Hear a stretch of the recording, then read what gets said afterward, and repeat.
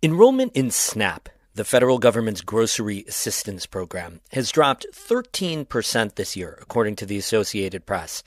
Faster than predicted when President Trump's so-called Big Beautiful Bill created new rules designed to shrink the program.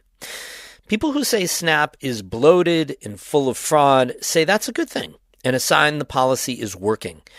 But the data on the ground at local food pantries paints a picture of more people edging towards hunger. That's today's story of the day. Support for Story of the Day comes from Morja Wealth Management, serving the North Country for 3 generations. MorjaWM.com. Advisory services offered through Hightower Advisors, LLC. Securities are offered through Hightower Securities, LLC, member FINRA, SIPC. And Kinney Drugs, now accepting S3 Nations Benefits and OTC Network Wellness Benefit cards for eligible over-the-counter health items. Details at KinneyDrugs.com.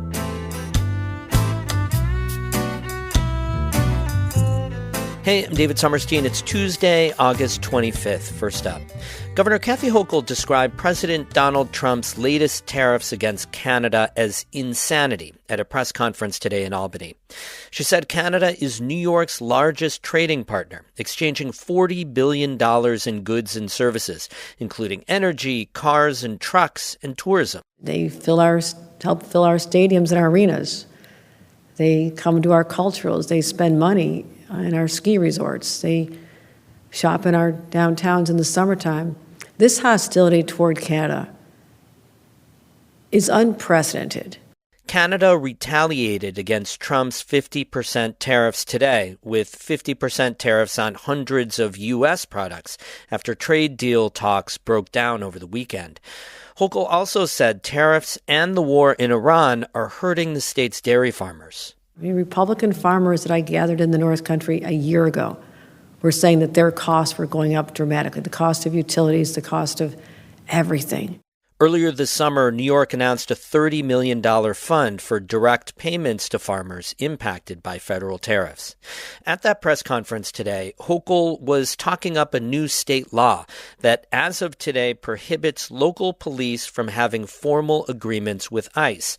The Democratic governor says the law will help build public trust and protect New Yorkers from aggressive federal immigration enforcement. Local police will assist ICE only if a real crime has been committed. But on civil immigration matters, ICE is on their own. Some Republicans say the law will hurt public safety because it'll make it harder to coordinate with ICE about immigrants arrested for crimes. Several sheriffs in the state say they're filing a legal challenge. Attorney General Letitia James subpoenaed several Republican-controlled counties, including Nassau County, where County Executive Bruce Blakeman is challenging Hochul for governor. The governor says there could be further legal action.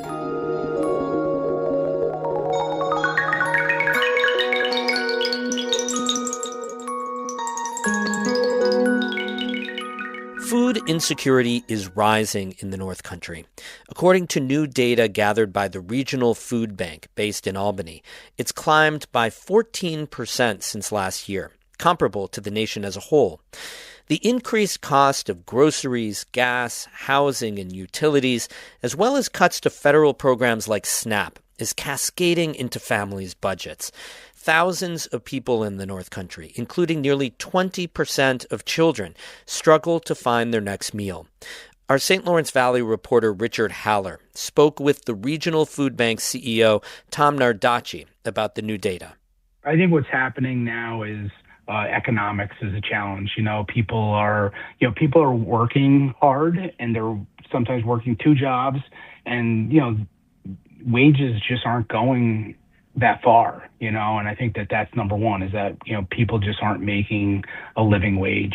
I think inflation has had a big impact on that. The cost of everything is higher, and wages haven't kept up with that.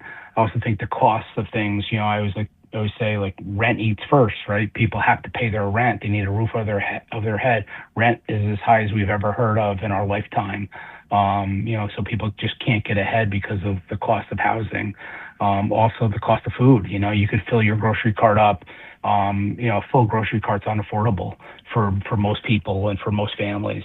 So that's something that people are making tough decisions about. Could I buy these vegetables, or do I have to buy my medicine this week? And I think that's what we're seeing. So I think that's number one. And then I think the backdrop for agencies like ours are cuts at the federal level. Last year, essentially about 7 million pounds of food from the USDA program was cut from our food bank. Well, that food, we still have to come up with an answer for that food. So we've worked really hard to try to make that up. And, by, rescuing more food, working with retail partners, getting more donations. And we just haven't made up the amount that we lost from the federal level. But so that means we have to purchase more food, and then our pantry partners have to purchase more food. So the cost for social services agencies have gone up as well. So just all of it has made it very, very difficult right now. The North Country counties, including Clinton and Franklin and Essex, are the highest in your service area of food insecurity. Do you have any idea of what's specifically driving it to be higher here in the North Country? Compared to some other areas, including urban areas, I think there's a lack of services. I think that there are places that have no grocery stores, for example. Family that has one car that would have to travel many miles to get to a store. I think there's some areas there's lack of social service agencies.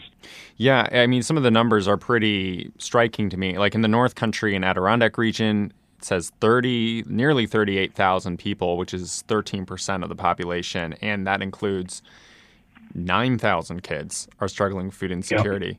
Yep. Can you just explain, what does that mean for kids that are going for food insecurity and just people in general? Like, what does that mean for them in their lives? Those are the real numbers. So you have over 9,000 children in the region are food insecure.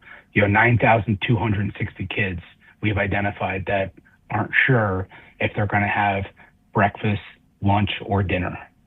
That's as real as it gets.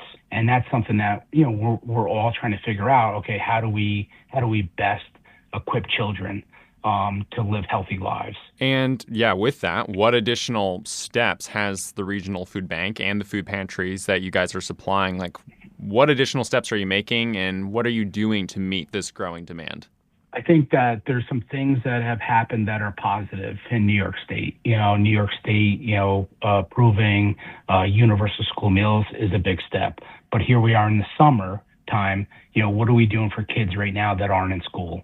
So some of the things that we're doing at the food bank is we've started to do some direct shipping of food to children who are identified as food insecure. So that's new for us. But that's only hundreds of kids, about 600 kids right now we're supplying that to. We're trying to scale that up so that we can get food directly shipped to their house. We're working with schools to create pantries inside of schools. So we're doing a lot of things. It's just, how do you scale that? How do we get to all 9,260 kids? That's kind of what I obsess over. It's like, okay, there's 100 here, 100 here. And then as you look around the service area, we have these maps with data, it has numbers that are real numbers. It's X amount of people in this area. So we're obsessively trying to figure out, okay, how do we get to all the kids in that area? And that's really the challenge. And that's why the work is kind of never ending, because we're constantly trying to get to everyone if we can. That was Regional Food Bank CEO Tom Nardacci speaking with Richard Haller. We have more news all the time on our website, ncpr.org. Music today by Eddie Lawrence of Saranac Lake and Ben Cato of Jay. I'm David Sommerstein, North Country Public Radio.